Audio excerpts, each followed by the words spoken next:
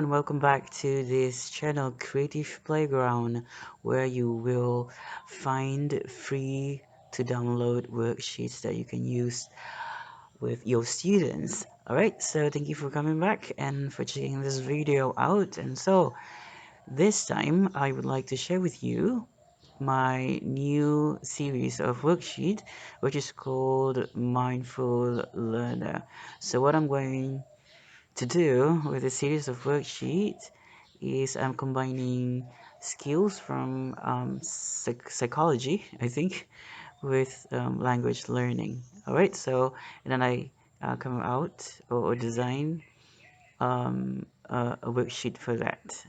All right, that you can use in your English classroom.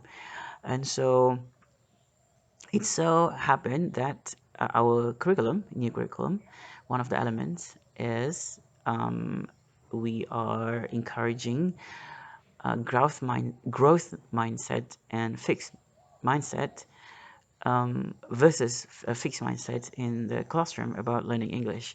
All right, so we want the students to um, uh, eliminate negative thinking they have about learning English, but you know, change it into positive ones so that they will have positive experiences when learning this language. All right, so a growth mindset will be something like it's not that you can not do it, but you cannot do it yet. So they will focus on um, putting in the efforts to keep on improving themselves because they will realize it is not something that is fixed. It is something that they can always work on and improve themselves, and they will, by looking at their progress from time to time. All right. Okay, so if you can look at these three objectives here of this worksheet to encourage growth mindset about learning English, to allow people to have positive experiences when learning English, and also to nurture self-compassion. So this idea in this workshop is not entirely my idea. So I was inspired from this video about mental health and how to encourage self-compassion, and I just adapt it and change it to something that we can use in our classroom context about learning English. All right, so this is the example part, the example of the responses that the students might give you after they answer these questions. All right, so question number one, something that you feel bad in the past about learning English, how does it make you feel? So ask them to just be honest about themselves and write about maybe the disappointments, or even maybe if it's not disappointment but something that they hope to achieve better. If they only already good but they want to achieve better in their present achievement, so what is that?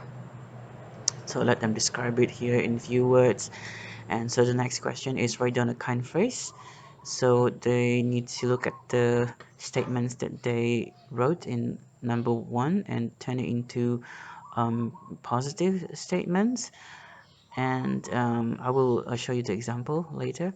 And so at question number three, for question number three, write a compassionate affirmation, a phrase in the first person that relates with your situation in number two. All right, so all these three questions, they are interrelated, and the answers is sort of coming from the questions uh, before that. Right, so when they are answering question number two, they need to look at question number one. Okay, so some of the examples that students might come out will be something like something that you feel bad about learning English. So maybe they say something like I failed in the examination, and so of course it's like very broad. So maybe if you would like to give them some feedback into, maybe write something specific about what might they think that caused them to fail in the exam. All right, so by making it more specific, so it will help them to find out what the root of the problem is.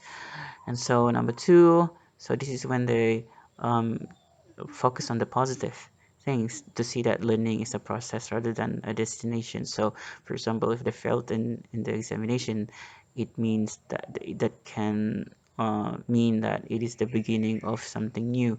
When they, have new strategies and change some of the old habits, and learn some new tips then from practicing all this, so it will just help them to improve, right? So if they focus on what they can do, so it will propel them to achieve, you know the series of little success, and then eventually they will reach their goal. And so number three, as long as I know what to do, I will be okay, I'm enough. So this kind of affirmation is something that, like a statement that they will hold on to, something that I will review or maybe read uh, for like several times, so that it will form the new self-belief that, to pass or to learn, or to enjoy positive experience while learning a difficult subject, for example, like English or other subjects for that matter. It is all lies within their power, and there are things that they can control and work on, and they will be able to see their achievement. Right.